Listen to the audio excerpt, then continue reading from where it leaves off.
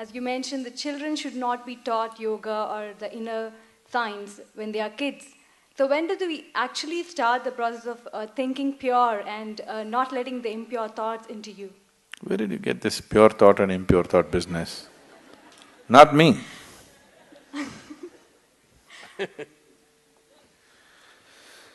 Thought, whatever kind of thought you have,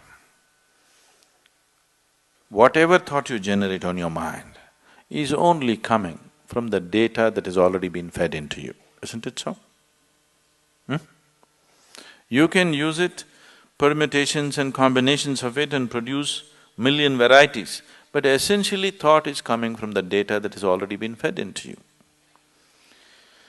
If you go about sifting in the mind, what is pure thought, what is impure thought, oh, you will go.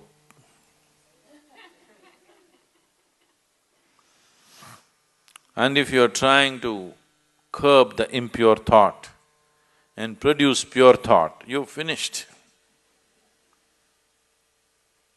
All the things that these so-called religions told people are sins, they have become the full-time activity of human mind. If they had just left them alone, everybody according to his inclination would have gone where he has to go.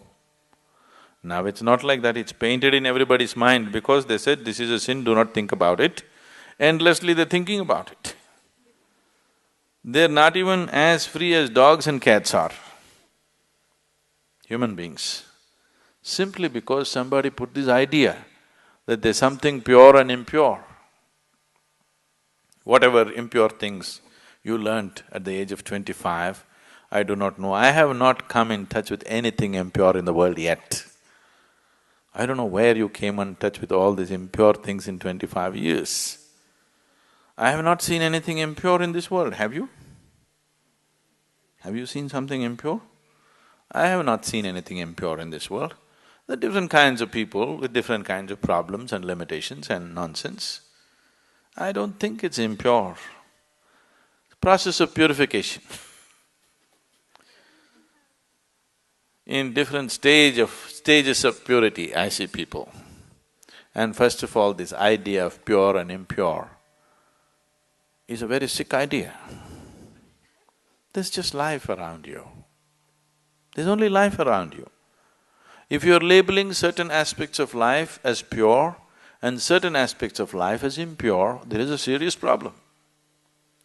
I want you to understand this problem is far more serious than most people really look at. It is that serious. Right now, many religions and cultures on the planet have labeled the fundamental biology itself as impure. Yes? Yes or no? The basic biological processes themselves as impure. Sexuality is impure, a woman's menstrual cycles are impure. What the hell, you're born out of it, then you are also impure, everything in the world is impure, creation is impure. If you like that word, you can use it. But who are you to decide what is pure and impure? This is the way life is made, isn't it? It all depends on how you do what you do, isn't it? With how much awareness you approach it.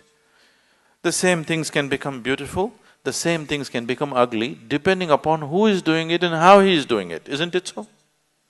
Yes. Something as simple as eating. Eating can be a beautiful experience, not just for nourishment, even as an experience, it can be a beautiful experience. Somebody eats like this, you just look at that whack. Everything can be done like this, isn't it so? Who is doing it? How it is being done, that's what makes the difference. So this prejudice as to what is pure and impure has destroyed this humanity in such a bad way. Pure thoughts and impure thoughts, oh, if you sift through this, you're finished.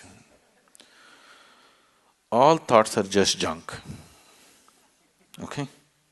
Essentially, they're coming from the limited experience of past. These thoughts are useful for your survival process. You picked up some amount of information, you want to survive in the world, this information is useful. If you're looking at life itself, these thoughts are meaningless. What happened yesterday actually has nothing to do with what's happening right now in this moment, isn't it so? But in terms of your survival in the world, you need to remember a few things.